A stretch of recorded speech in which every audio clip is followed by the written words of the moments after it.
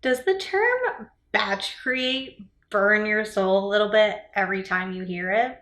Sounds like you might have post-traumatic batch creation syndrome. Okay, not really, I just made that up. But that's basically just a term that I coined for those of us who have tried batch creating either our YouTube videos or our social media content, had a really negative, stressful experience with it, and kind of just threw it out the door altogether and said, that's not for me. Well, today I'm sharing with you a realistic, no-nonsense approach to successfully batch creating your YouTube videos this 2022. If you're new here, hi, welcome. My name is Taylor. I am a YouTube marketing strategist and also the founder of Create and Elevate, which is a digital marketing agency that helps content creators, entrepreneurs, and small business owners grow and monetize their channels on YouTube. So if that interests you, make sure you hit the subscribe button and turn on that notification bell so that you don't miss a single upload. All right, let's get into it. So when you hear the term batch creating, if you're anything like me, I always thought that batch creating looked like, being super productive, which meant batching 7 videos in one day and editing them all a day later and just like doing the most when I didn't need to be. I always thought that batch creating meant that you had to film all your videos for the month in a day, and if you didn't, you were somehow defective or dumb or just didn't have the cojones to do this job. And that's so not true. That is completely not what batch creating is or what it should look like. If that is sustainable and something that you can do personally, all the power to you. But just from my experience and my experience working with other clients in the YouTube space, that is just not the reality or not something that's a realistic goal for most of us. So let me help you out. So batch creating is really about proper planning. And when I'm thinking about batch creating certain tasks that are required in my YouTube workflow, I actually like to break them up into 2 separate categories because that's really going to change how I approach batch creating. So you have your low energy tasks, which are things like maybe idea creation, creating your outlines, doing scripting, all the things like that. And then you have your high energy tasks. This could be considered things like filming your YouTube videos and editing them. These are tasks out of the whole YouTube workflow that will take the most focus, time, energy, and skill compared to the low energy tasks in your YouTube workflow. So naturally, if you're working on a low energy task, you're probably going to be able to batch a higher quantity of that task in one sitting versus a high energy task. So a thing that's really helped me in my batch creation journey is learning to understand and accept that when it comes to batch creating high energy tasks, I'm only able to batch create 1 to 2 of those high energy tasks in one day or one specific sitting.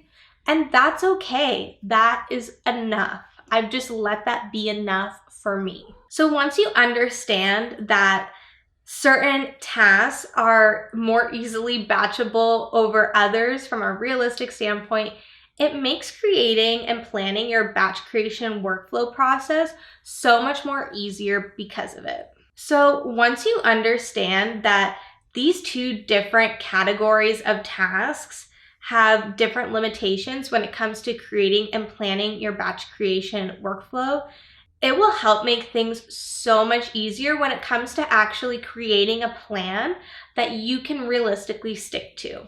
Which brings me to my next point, creating a production schedule. Film day is game day, baby, and you need to plan ahead.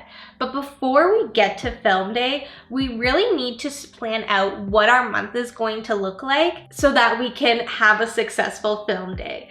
So that is where the content production schedule comes in. And I am going to thank my television broadcast education for sponsoring this portion of the video, because without that background, I would not have thought of this. So thank you, college. you came in handy for this one. So when it comes to production, production is made up of 3 different parts. You got pre-production, production, and post-production. Production is, as I said earlier, it's similar to those low energy tasks. It's doing your scripting, creating your outlines, planning what your actual film day is gonna look like. What is the location gonna be? Do you need to charge your camera batteries? All that kind of stuff. And then production is film day. Hey, it's where we are right now in the process.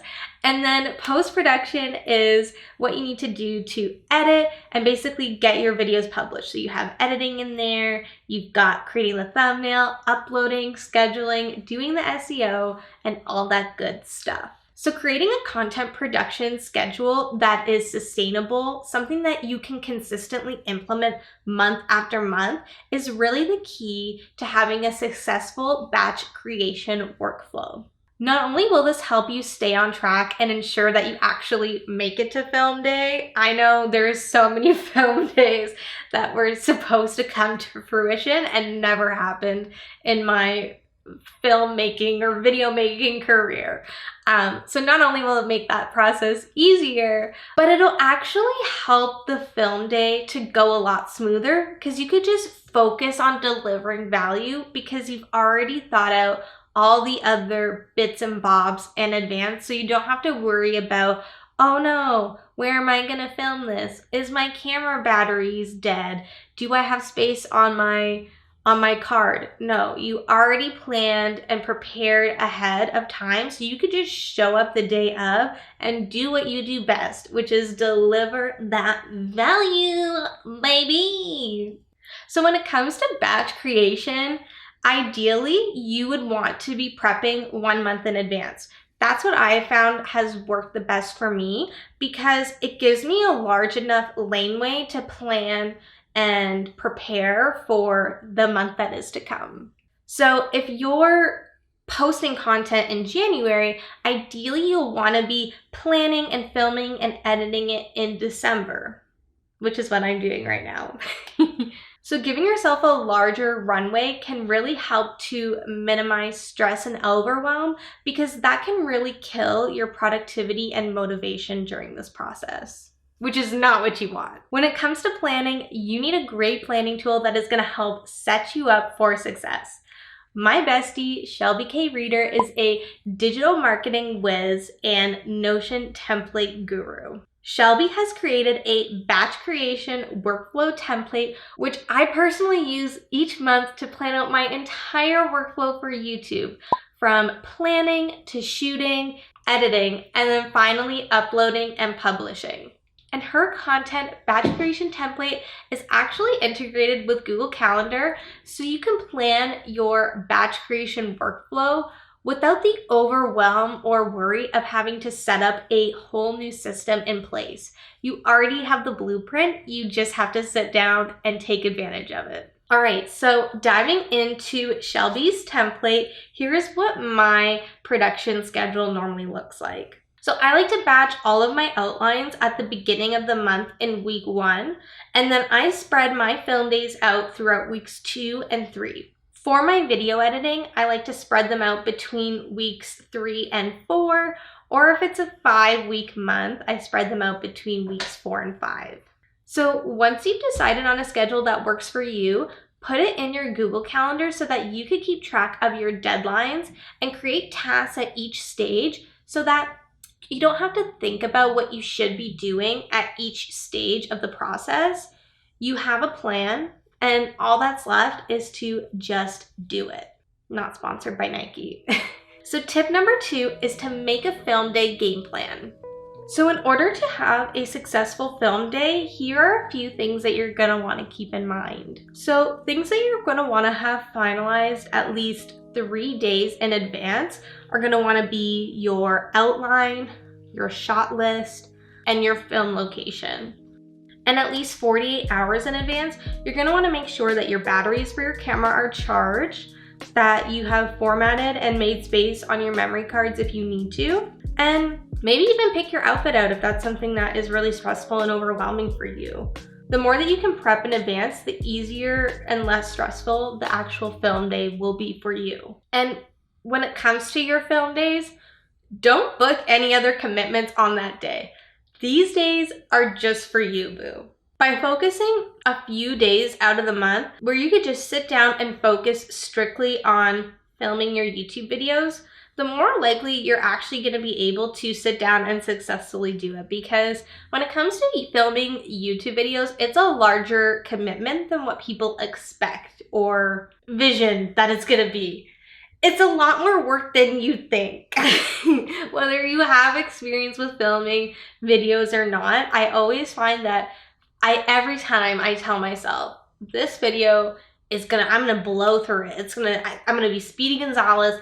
It's gonna take me no time at all. And without fail, it always takes me more time than I expect. So make sure that on this day, you only have your main priority, and that is to film your YouTube videos so that you can take as long as you need to get it right and you don't feel stressed or overwhelmed to have to rush through this process. So this is my favorite part, the morning of film day. So use this as a really good opportunity to just absolutely pamper yourself and do whatever is gonna make you feel good and charged, and just fill up your cup the morning of film day so that when you sit down to film your video, you are just ready to bring your best self to the table. So getting ready for the day with intention can look something like taking a bath, doing a mindfulness meditation. Maybe you want to wake up with your favorite morning yoga flow. None of those things are my cup of tea, but maybe they're yours. Or maybe your routine looks a little bit like mine, where I took a really hot shower this morning, put on some makeup, did my bangs, and had a nice oatmeal breakfast. It doesn't have to be complicated. Just do whatever makes you feel like your best self. This brings me into my third point. Put less emphasis on your on-camera appearance. Sounds counterintuitive, right? But hear me out. When you're so busy worrying about how you look on camera, is my hair perfect? Am I sitting with my shoulders back? Is my shirt not wrinkled? Are my bangs brushed through? Is there something in my teeth? Am I smiling too big? Am I squinting my eyes enough? Is the tone of my voice coming off correctly? When you're worrying so much about how you're presenting yourself to the world, you're draining all of your energy and you're leaving nothing left for what actually matters, and that is delivering your message to your audience. When you sit down in front of the camera, your number one priority should be that you're delivering your valuable message to your audience. It should not be, are my shoulders back? Do I have lipstick on my teeth? I guarantee you no one cares, and no one could even be bothered to care. Like, honestly, when I'm watching YouTube videos half the time, I'm not even looking at the video. So often I will put a YouTube video on and go like clean my floors or take care of my cats, or I'm like in the shower watching YouTube videos. It's so rare that I'm actually like wholeheartedly glued in on a YouTube video. And even when I am, I'm not even caring about or thinking about the person's appearance. All I'm thinking about is, what the heck are you telling me? And do I care about that? It's so easy to get caught up in sort of masking yourself and how you show up in the world. But what's really going to help you get through these days and not completely, burn through the fumes of your gas tank is to just be authentically you. And I used to struggle with this a lot. I am someone who has always been very hypervigilant on how I show up in the world, how I talk to people, how I come across. And honestly, when it comes to filming YouTube videos especially, I have found that I have had the most success when I just throw all of that out the window and just focus on my message and being me. Another tip that I have when it comes to worrying less about your on-camera appearance is a lot of people get really tripped up when it comes to talking to a camera because it's honestly really weird. Like, it's not like talking to a human being. It honestly is really uncomfortable to talk in front of a camera, especially if it's something that you're not used to.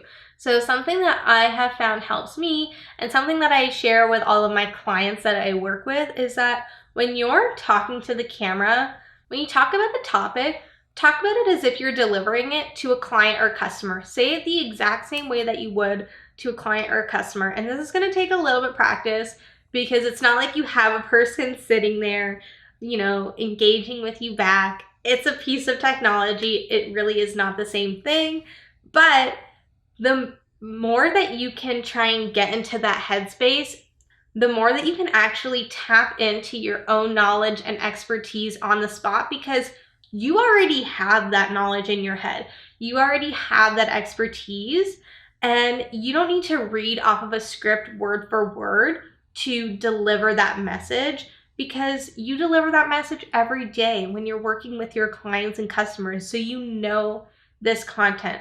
This kind of brings me into my next point too, is that when it comes to creating your script, keep it super minimal. Stick to the main bullet points, but plan to elaborate on them when you actually sit down and film your video. And thinking as if you were just speaking to a client or customer can really help with this, especially if that is something that you struggle with, where you find that you're just going blank when you sit down and to talk in front of the camera. Just think about, how would I say this if I was speaking to my client right now? How would I say this if I was explaining it to a customer? Tap into that, and it will make the process a lot easier. So that is all I have for you today. If you like this video and got value from it, make sure you hit the thumbs up button. Also, make sure you subscribe to the channel and hit the notification button so that you don't miss out on future uploads if you love hearing all things surrounding YouTube strategy and YouTube channel management. And leave a comment down below letting me know, what is your favorite post-film day ritual or routine look like? What do you like to do to rest and recharge? Do you like to order a bunch of Taco Bell and binge Selling Sunset? Do you like to play a bunch of Animal Crossings while sipping on your favorite warm beverage like a matcha tea latte or a nice warm coffee?